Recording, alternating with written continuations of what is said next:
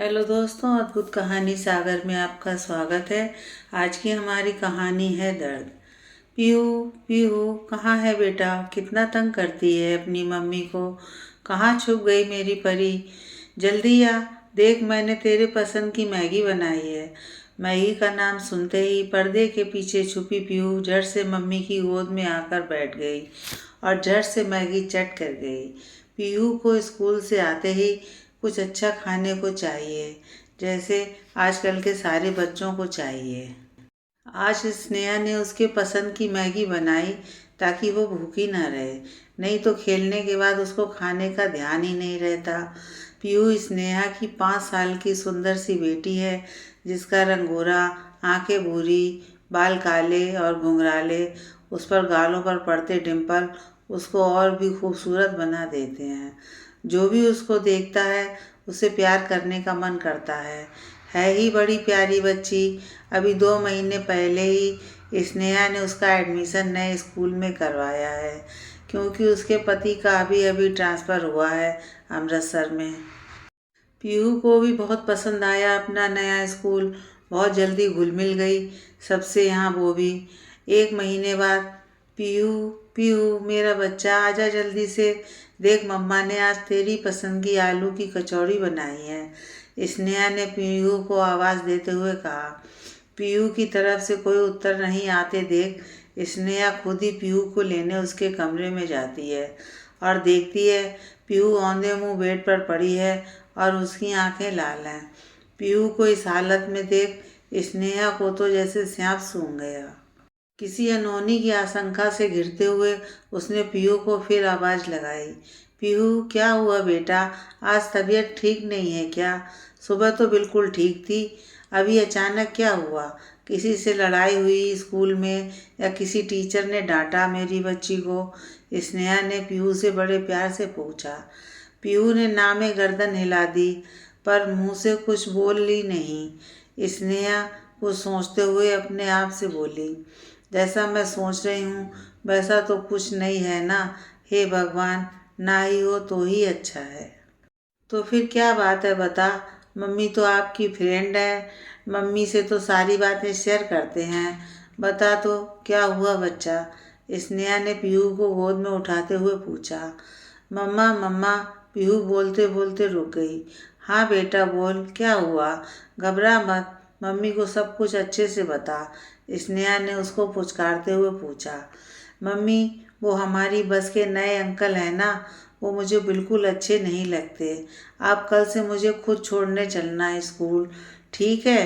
पीहू ने स्नेहा से कहा। अब तो स्नेहा को पक्का यकीन हो गया कि जिस बात का उसको डर था वो ही हुआ। फिर भी उसने कहना जारी रखा, बस इतनी सी बात, ठीक है, कल मैं छोड़ दूंगी।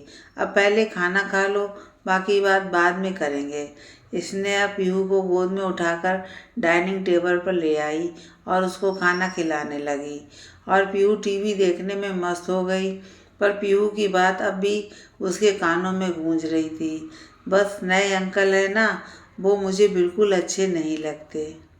सोचते सोचते स्नेहा अपने अतीत में खो गई। जब एक बार ऐसे ही उसने भी अपने चाचा के दोस्त के बारे में अपनी मम्मी को कहा, जो उसके स्कूल में टीचर थे और उसके घर आया जाया करते थे। स्नेहा की उम्र तब को 7-8 साल रही होगी। मम्मी, ये सर हमारे घर क्यों आते हैं? मुझे बिल्कुल पसंद नहीं। जब देखो तब मुझे छूने की कोशिश करते हैं, मुझे कसकर पकड़ लेते हैं। मुझे उनका ऐसे छूना बिल्कुल अच्छा नहीं लगता, स्नेहा ने शिकायती लहजे में कहा। उसकी मम्मी को भी कुछ अच्छा नहीं लगा स्नेहा का ऐसे बोलना, पर वो उनको घर आने से कैसे मना करती। तो उन्होंने स्नेहा को ही बोला, तू उनके पास मत जाया कर, जब वो आए दूर रहा कर उनसे। स्नेहा भी अब यही करती, जब भी उनको आते देखती डर के मारे कहीं छुप जाती या फिर किसी काम में लग जाती, उनसे दूर ही रहती वो आजकल। पर एक दिन इसने अपने चाचा चाची के साथ अपने चाचा के दोस्त के परिवार में किसी की शादी में जा रहे थे, तो एक ही बस में जाना था उनको। सब लोग बैठ गए और स्नेहा भी खिड़की वाली सीट पर बैठ गई। स्नेहा को वापस डर सा लगने लगा कि अब इसके सर वापस उसको छूने की कोशिश करेंगे। अब कैसे बचेगी वो उनसे? तभी उनके सर उनके पास आकर बैठ गए और उसको अपनी गोदी में बैठा लिया और उसको प्यार करने लगे। स्नेहा को बिल्कुल अच्छा नहीं लग रहा था। अब और हद तो तब हो गई जब उन्होंने स्नेहा के टॉप में हाथ डाल कर उसके सीने को छू लिया और कसकर पकड़ लिया उसको। स्नेहा को बहुत डर लग रहा था। उसने उनका हाथ हटाया और जोर से चाची को आवाज़ लगाई। उसके सर भी घबरा गए और उसको छोड़ दिया। उसके बाद से स्नेहा किसी भी आदमी को देखती उसको अजीब सा डर लगने लग जाता। वह अपनी मम्मी के साथ ही रहती जहाँ भी जाती, पर घर के लोगों का क्या, उनसे बचकर कहाँ जाए वो, क्योंकि उसकी बुआ का बेटा जब भी घर आता किसी बहाने से उसको अपने साथ ले आता और फिर उसको अजीब तरीके से छूता, जो उसको बिल्कुल अच्छा नहीं लगता। पर स्नेहा डर के मारे किसी को कुछ नहीं बताती, बस कोशिश करती कि वो अब उनके साथ नहीं जाएगी। अब कभी कभार उसकी ये कोशिश कामयाब हो जाती और कभी नहीं। उसके साथ ही ऐसा क्यों हो रहा है वो समझ नहीं पा रही थी। शायद वो अभी छोटी थी तो सब उसका फ़ायदा उठा रहे थे कि वो किसी से कुछ नहीं बोलेगी, और स्नेहा ने आज तक इस दर्द को खुद ही सहा है, किसी को कुछ नहीं बताया। एक बार मम्मी को बताया पर मम्मी ने उसको ही समझा दिया। लेकिन इस दर्द का मतलब वो आज जाकर समझी है जब ये गुड टच और बैड टच का कॉन्सेप्ट शुरू हुआ है, कि उसके साथ आखिर ये सब क्या हुआ था। उसका कितनी बार शारीरिक शोषण हुआ था, पर किसी ने उसको इसके बारे में कभी नहीं बताया कि इस हालत में हमें क्या करना चाहिए। अचानक पीहू की हंसी की आवाज़ सुनकर अपने अतीत से बाहर आते हुए उसने अपने आप से कहा, मैं अपनी माँ की तरह नहीं बनूंगी जिन्होंने अपनी बेटी का दर्द पता नहीं क्यों नहीं समझा, पर मैं अपनी बेटी को समझूंगी भी और समझाऊंगी भी। अब टाइम आ गया है मेरी बेटी को समझाने का कि जिस दर्द से मैं गुजरी थी उस दर्द से उसे नहीं गुजरना है। उसे अपने आप को इतना मजबूत बनाना है कि कोई चाह कर भी उसको नुकसान नहीं पहुंचा सके और उसके तन और मन को कोई चोट ना दे सके। जो मेरे साथ हुआ वो तुम्हारे साथ नहीं होगा। मम्मा मम्मा, पीहू की आवाज़ सुनकर स्नेहा बोली। पीहू, खाना खाकर बॉडी पार्ट्स के नाम याद कर लेना, मैं पूछूंगी। आज और कुछ नया भी सिखाऊंगी। ओके मम्मा, पीहू ने उत्तर दिया। स्नेहा ने अब पीहू को समझाने की पूरी योजना अपने मन में बना डाली और उसके अनुसार पीहू को समझाने लगी। पीहू, आपको पता है हमारे बॉडी पार्ट्स दो टाइप के होते हैं, दूसरों को दिखने वाले और खुद को दिखने वाले। ये कैसे होता है मम्मा? मुझे तो मैम ने बताया है कि eye, nose, ear, face, hand, leg ये सब होते हैं। पीहू बड़े आश्चर्य से बोली। हाँ, ये तो होते हैं जो सबको दिखते हैं, पर कुछ और भी जो हमारे कपड़ों से ढके रहते हैं और वो पार्ट्स हमें दिखते हैं, उनको बोलते हैं प्राइवेट पार्ट्स। उन पर सिर्फ हमारा अधिकार होता है। स्नेहा ने खुद के शरीर के पार्ट्स को समझाते हुए पीहू को बताया। ओह मम्मा, आ गया समझ में, मेरे प्राइवेट पार्ट्स कौन से हैं? पीहू ने खुश होते हुए बोला। इसी तरह टच भी दो तरह के होते हैं। टच का मतलब पता है? स्नेहा ने पीहू से पूछा। हाँ मम्मा, किसी को टच करना मतलब उसको छूना, जैसे मैंने आपको टच किया। पीहू स्नेहा को टच करते हुए बोली। वेरी गुड माय डियर, बिल्कुल सही। अब सुनो, एक होता है गुड टच और एक बैड टच, यानी कि जब किसी के छूने से हमें अच्छा लगे वो होता है गुड टच। जैसे मम्मी पापा दीदी भैया या कोई और तुम्हें जानने वाला या जिसे तुम पसंद करते हो उसके छूने से तुम्हें अच्छा लगता है। और जब किसी के छूने से हमें बुरा लगे या जब कोई हमारे प्राइवेट पार्ट्स को छूने की कोशिश करे तब उसे बोलते हैं बैड टच।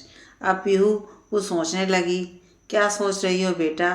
क्या किसी ने आपको बैड टच किया? स्नेहा ने पूछा।